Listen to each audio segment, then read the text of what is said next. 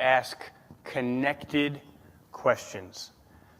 This is one of those things that it's super simple, but if you actually do this, it will radically transform the depth of the conversations you have, and therefore your relationships, and therefore your ability to share about Jesus. We tend to stay on the surface with our questions and to ask disconnected questions. I'll explain what I mean. So for example, I might say, what did you do this past weekend? And then you give me an answer. And then I completely change topics and I say, what do you have coming up this week? And you tell me something about what's coming up this week. And then when you're done, I say, so how's your family? Right? 3 completely independent topics. In no way did my question build on the answer that you actually gave me. And I want to encourage you to ask connected questions, because connected questions allow you to go deeper, and it's very simple. It just means that when you ask a question, actually listen well to the answer that you receive, and then ask a question that's based on the information that the person provided to you in that response.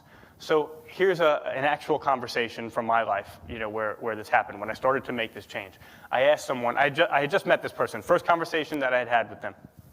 And I said, what did you do this past weekend? So again, like pretty superficial, general starting point. He said, I was renovating a room in my basement. Now, normally, I would have just said, cool, so what do you have coming up this week? Or something like that. But instead, I said, oh, well, what made you decide to renovate a room in your basement? I just took the information he gave me and asked a simple question about that. He then said, oh, my wife wants her sister to move in with us.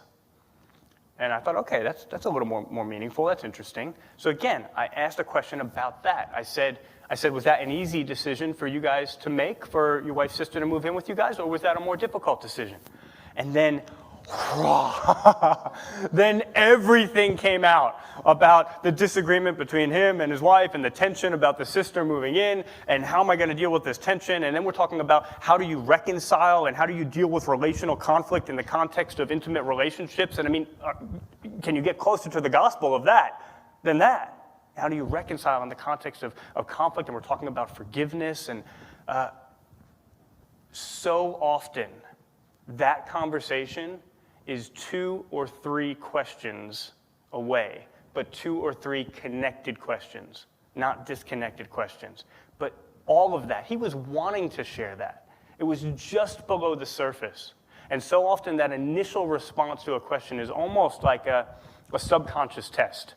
Do you actually want the answer? Do you actually care enough to listen well to what I'm saying and to push a bit further? And as I've begun to practice this more often, I realize, wow, like this far below the surface, people have all sorts of meaningful stuff that they would love to share. And they're all right on gospel themes. But so often I don't get there because I don't ask connected questions. So that's really significant, I think. And again, it's not a trick. It's just a matter of listening well to what the person's actually shared and caring enough about it to ask in that direction. The other thing which is great, this actually makes conversation a lot easier because, normally it's like I need to have one question on like 100 different topics, because I ask a question about this topic and somebody gives me a short answer and it's like, oh no, we're done with that topic. Okay, I need another topic. And then in conversation, I feel like, and now we get to like the 10th or 12th topic. I've asked one question about every topic and I'm thinking, oh, I'm running out of topics. I don't know where to go anymore. And now there's just this awkward silence. It doesn't happen in conversation if you're just asking connected questions.